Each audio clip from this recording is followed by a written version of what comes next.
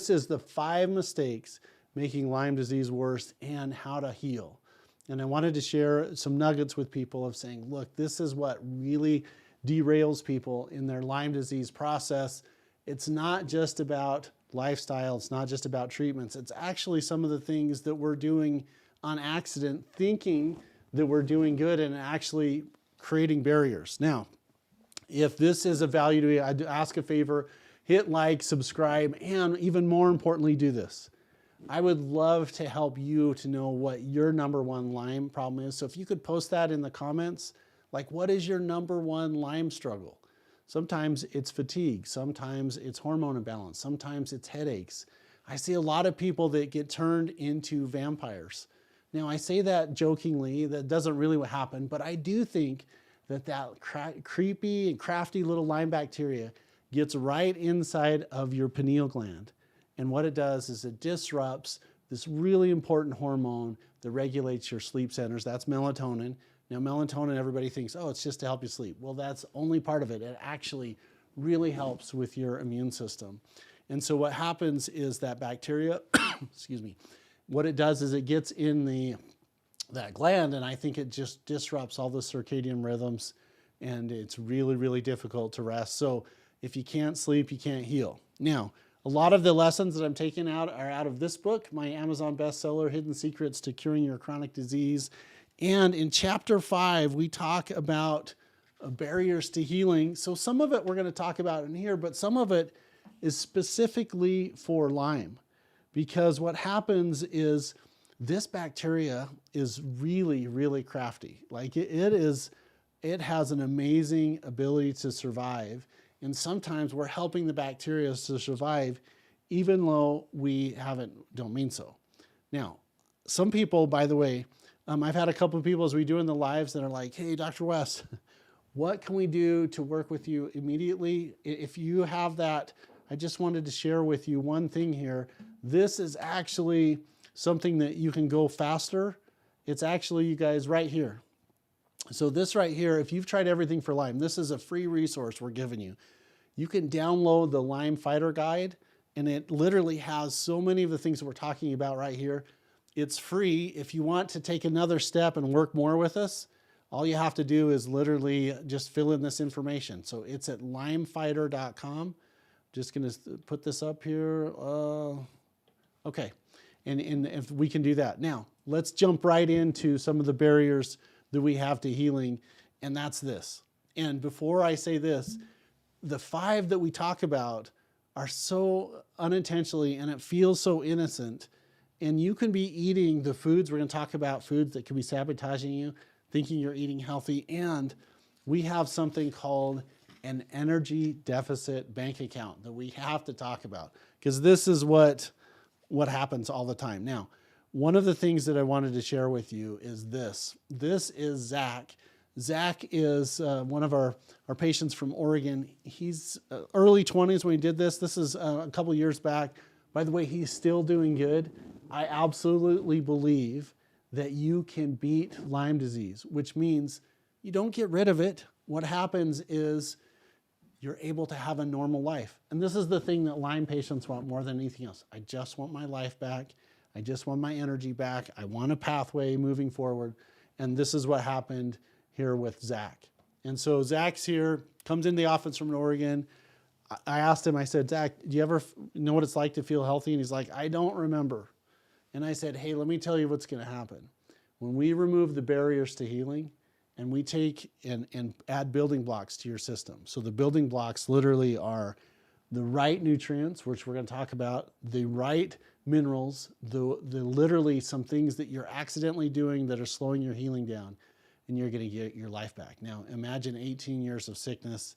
It took us a couple months to get away, but you can check out Zach's story right on our YouTube channel. Like it's fantastic. It's a really neat way that someone beat Lyme disease. Okay, so remember that with Lyme disease, one of the reasons why it's so sneaky is that it does this. It literally it's a shapeshifter.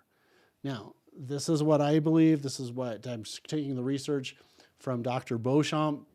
who wrote that it is the terrain is the key to sickness. And I really believe this, whether it's Epstein-Barr, whether it's herpes simplex 1, the cold sore virus, whether it's the parvovirus, the cytomegalovirus, whether it's staph, it's strep, it's Pseudomonas, and Lyme disease, we've got to work on the terrain. And so I believe that this Lyme shifts and goes into the spore forms, the biofilm phase, the budding phase, the intracellular phase, back to the spirochete phase. And we have a presentation about why that so much of the testing doesn't work.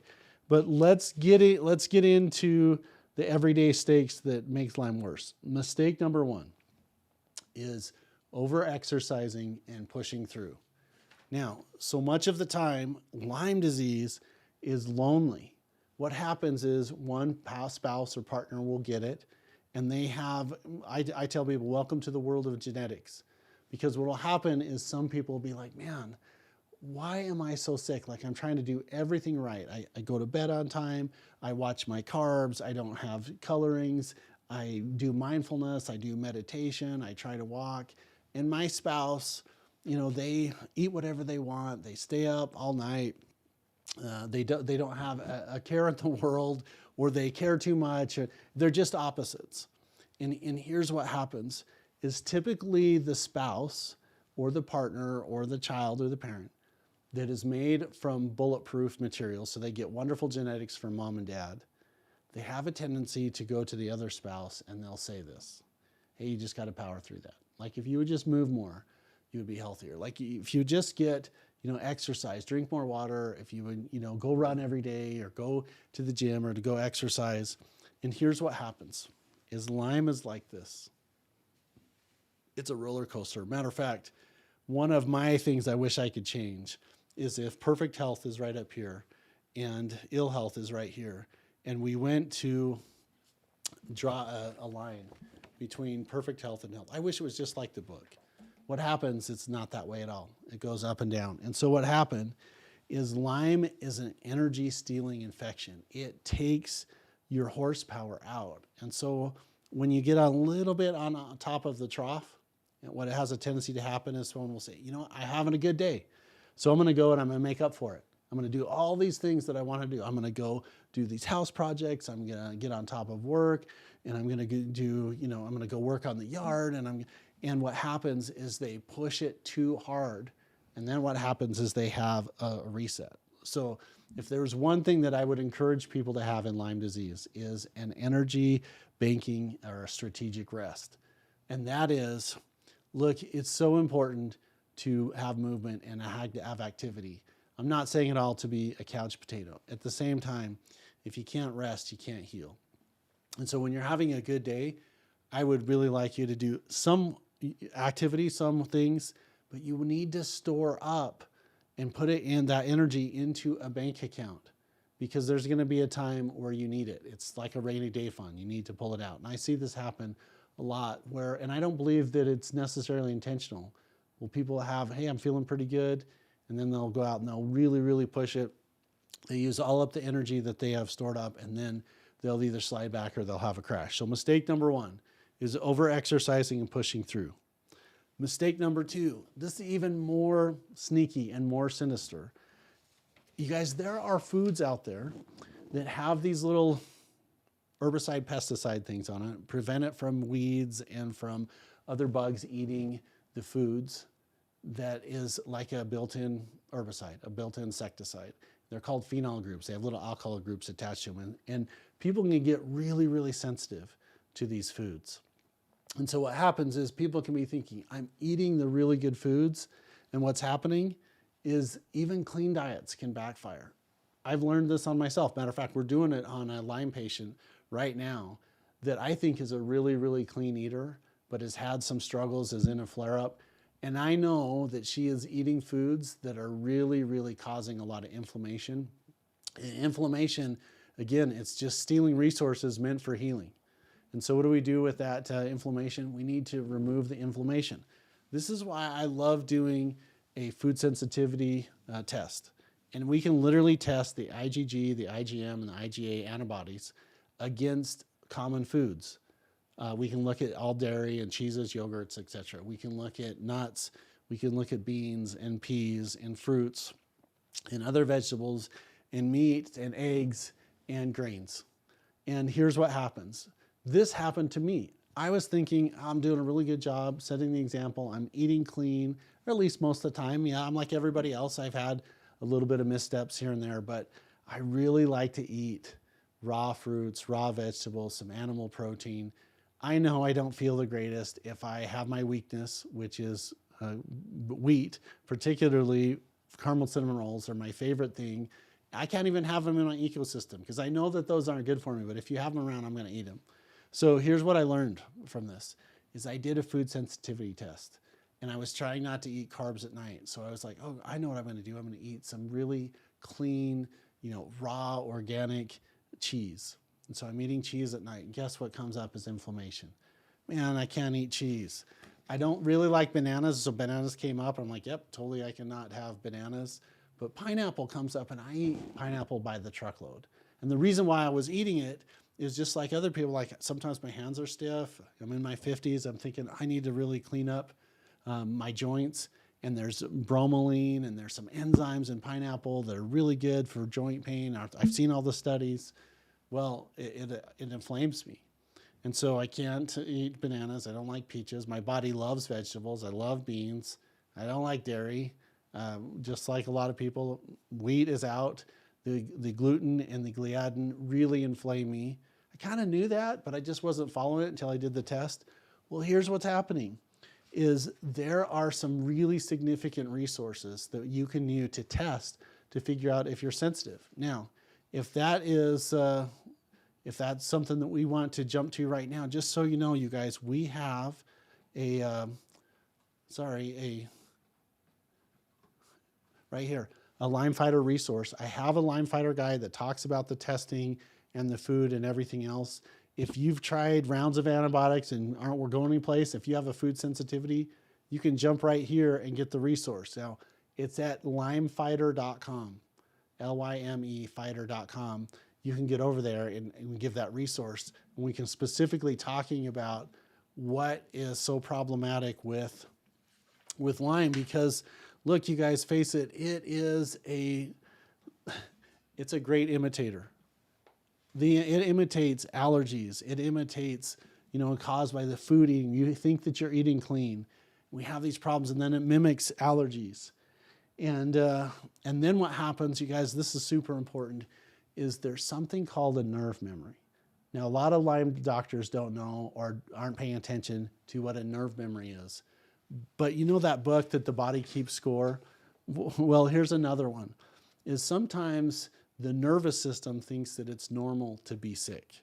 So in your mind, you're living right up here. I'm living my highest life, and then you get beat up, you have stress, you have trauma, so you get beat up by life a little bit, and you have this infection that I believe is dormant in people.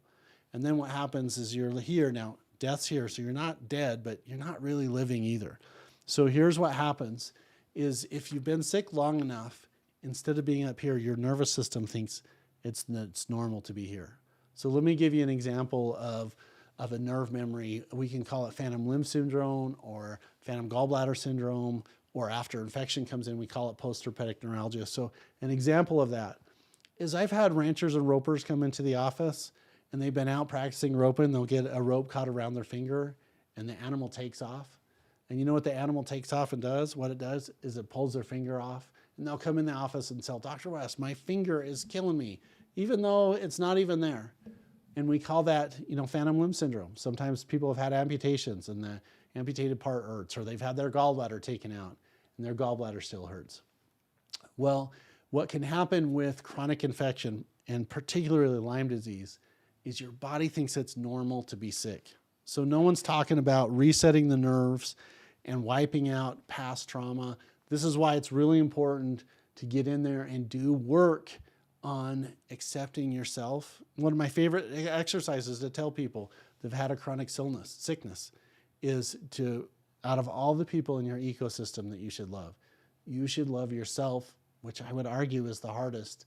We're harder on ourselves than anybody else, and help your nervous system to reset. Now, we have a specific German technique in the system and in our office, and we outlined in the book that we give as a giveaway.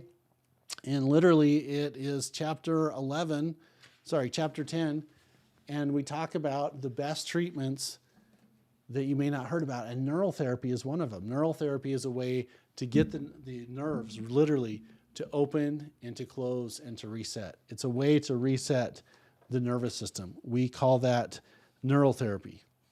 Now, that's mistake number 3. Mistake number 4, you guys, is literally this, is it's treating the infection without supporting the host. So this happens frequently, especially with doctors that are traditionally trained in infectious disease. And what happens is they think, okay, it's the bug. The bug causes everything, right? The reason why you're sick is because you have a bacteria or you have a virus or you have a parasite. And I like to approach things a little bit differently. Really what happens is you're sick because the terrain became susceptible, like your body isn't healthy. And so what happens is we can get the bacteria that's into the system. And then what happens is we think, oh, we just have to kill the bacteria and the patients will be normal. But that is not what happens. Matter of fact, if you want to get in and really, really make Lyme become a non-factor in your life, you have to get in and balance everything possible. Nutrient deficiencies, upgrade the immune system, balance the hormones, help with sleep patterns, making sure that your stomach is working and you're actually absorbing what you're putting into your system, working on a stress outlet for you, making sure that there's movement, and going around. It really comes down to this. We always talk about the 5 rules of health inside of the West Clinic ecosystem. So here they are.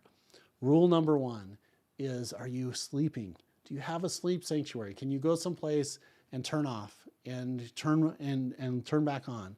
Is it a place where you go to rest? Not necessarily to close your eyes, and it's not to watch TV, and it's not to get on your iPhone or your Droid or your tablet or anything like that. This is a place where you go to rest. So number 1 rule for health, if you can't sleep, you can't heal. So we want to work on your sleeping sanctuary. Matter of fact, in the book I wrote a chapter about the secrets to a good night's sleep. So that's number 1. Number 2, the most underrated thing that you can do for your health is getting water and making sure that we get enough of it. Now, so many times people come in, I don't want to pee, or I don't want to be inconvenienced, or I feel like a pregnant water buffalo. And my response is yes, but it is so important to flush your system, particularly your lymph nodes and your lymphatic system where so much chronic infection is. So healthy and clean water, I think a good place to be is 60 to 100 ounces every day. That's rule number 2. Rule number 3 is healthy and alive foods. The healthier you eat, the healthier you are. And when we couple that with advanced nutrient testing, what happens is now we can know exactly what you should eat and what your body will absorb and not be inflamed to, and the stuff that you should avoid. For me, it was a shocker. I kind of knew the wheat wasn't good for me. I mean, I even tested negative for celiac disease. Man, when I eat wheat, I get stiff in the morning. It takes me a while for my hands to limber up. Okay, rule number 4, you got to have some type of movement. Flushing your lymph nodes, which are the jails of your body, is dependent on exercise. So literally, if you need to do some walking, you need to do some movement. If you're too sick to go exercise, you need to move a little bit more. Move around your house just a little bit more. Try and get out and get grounding. I think grounding is really important to get your feet on the grass and your hands in the dirt, whether it's gardening, or it's out in your garden, your plants. I think that's really important to literally have that connection with nature. That's the 4th rule. The 5th rule is this. It's how we talk to ourselves. Like, I would never let anybody talk to me the way that my roommate occasionally talks to me. Like, I get really frustrated with that. Matter of fact, my wife was saying, do you need anything? This was a couple days ago. Why do you need anything? I'm like, yeah, you know what? I'm doing really good on a lot of things, but this roommates keep telling me that I should do this. And she said, I need to talk to that roommate and say, be nicer to my husband. It was one of the neatest things my wife's ever said to me. And that's what I need to have you guys say. Hey, you need to be nice to Laura. You need to be nice to Mary or to Jerry or to Jim. You need to be nice to them and just recognize that there's a warrior, that they're showing up and they're trying to get better every day. All right, the last one is this. So the mistakes we have so far. nerve memory that they're not taking care of, food sensitivities, overexercising and not banking up things, and ignoring emotions and nervous system problems. And then here's the next thing, is it's thinking that you're alone. Look, everybody that has Lyme disease feels alone because they feel that no one really understands. My family doesn't understand. My friends don't understand. And so here they are right here, and then they have a well-meaning friend saying, hey, you should do this, and a doctor saying this, and a naturopath saying this, and an emotional healer saying this, an energy healer. Like, it can be lonely. But here's the neat thing about it, is there is a community, and there are people that really want to help, and we need to seek those out. Sometimes it's a friend relationship. Sometimes it's an online support. Sometimes it's a clinic like what we have put together. It's really important to recognize that there's resources. You don't have to be alone. I certainly don't want to minimize the fact that it's really frustrating and it can be really telling on you if you're going to all of these different places and then you're not getting any help. Well, maybe you're not getting help because what worked for one person doesn't work for everybody. And I don't think that any doctor has all of the answers to every Lyme case. I think there are some doctors that really, really help certain Lyme components or certain people that fit in different criteria. There's certainly a lot out there. And I've seen patients that we've been able to really turn things around. I've also had a couple of patients that we've struck out. And it's going to be the next doctor that helps them. And I really encourage people, you don't give up. Like it's not just me saying it. We have hundreds of video testimonials on our YouTube channel and our Facebook page and our webpage of patient success stories, just like Zach, just like Lily, just like Greg. I mean, there's so many of them. So that's what I wanted to share with you for the 5 barriers and what we can do about it. Again, if you wanted to jump right to the guide, it's right here at lymefighter.com. And so if you're battling crushing fatigue, joint pain, confusing complex conditions, like I started treating Lyme disease over 20 years ago, nothing surprises me when it comes to this. 50 to 60% of people don't remember being bit by a tick. And so many people go right into the antibiotic pathways where they give them and it's only treating the bug. It's not treating the terrain. I think it's really, really hard to get over or put Lyme in remission if you're only attacking the bug and you're not building up the body and you're not helping with nerves and you're not having an outlet and working in your sleep and your water and your healthy food and knowing which foods to eat. So that being said, that is our Lyme presentation. I have a special offer for everybody that is on our live program. We have a wonderful literally offer where you get some free resources. One of them is the book that we have, and also another one of them is we have a wonderful opportunity to get a consultation program that we usually charge $297 for. It's $97 for this program. So you save $200 if you're an early adopter, a fast actor. We really want to give you that bonus. So all you have to do, it literally is go to the Lyme guide and download it. And in the comment section, what you should do is you should literally just type in Lyme program in the comment section here, and we're able to give you a discount. Okay, now we have just wanted to double check on all of the questions. And so we have a couple questions that we're going to go over here. None here tomorrow, but here we go right here. It says, Dr. West, I've tried a whole bunch of different things similar to what you've put together. I've tried acupuncture and I've tried herbal therapy. I've tried the complete herbal approach and also I'm not going anywhere. What makes your program different? Well, what I would say is I really believe that you're probably better off that you've tried those, and sometimes they don't get you to the finish line. And what I would say is the reason why you haven't crested that is because you have one of those barriers showing up.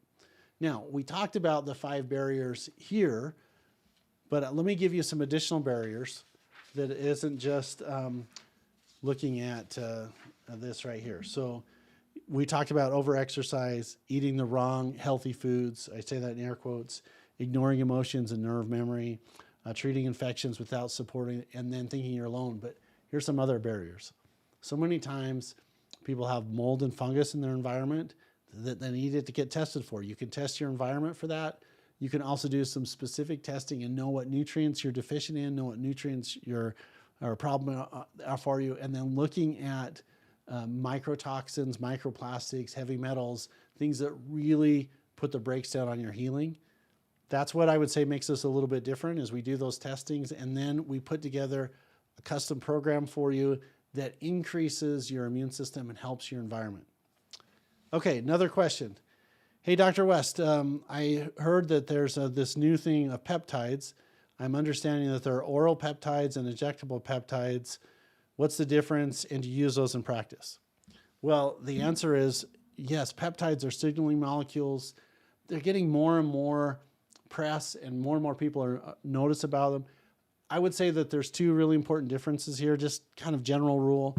There's what we call peptide bioregulators that I think that you can use those orally, which literally helps the peptides in your system and injectable peptides to work, but it's kind of hard to get oral peptides to the right place, but you can get an influence by taking these bioregulators. So that's typically a peptide mixed with a phytonutrient or vitamin or a mineral. And then injectable peptides, I've seen some really good outcomes with that. Things like BP157, TB500, thymosin alpha is one. I've seen some of the, I think it's Scalank and CMAC that really help the emotion side of it. I've seen some really neat hormone balancing peptides. Now, the important part about peptides is that they have to be, they're specifically for you. Getting an off the shelf, say, hey, this worked for my cousin or my friend, I'm just going to take that. I haven't seen very good outcomes with that. Specific peptides, I've seen really good outcomes. All right, Dr. West, I do everything right. I sleep, I eat clean, I meditate, I'm mindful, I do treatments that build my body, and I'm having ups and downs. Just give me a little dose of hope. All right, the dose of hope that I would give on a case like this is you just got to keep fighting. You got to keep, because the alternative is to give up or to abandon some of the good habits that you're making and just say, look, I don't care what I'm eating, and I'm not going to have any movement, and just kind of give up. You can't give up. There's a doctor, there's a protocol, there's something I believe out there for everyone. You just got to find it, and you got to go through the treatments that I think really line up for you. All right, and then just as we're kind of winding up, I think I have one more question. I see someone with their little dots. You guys, this is our Lyme Fighter resource.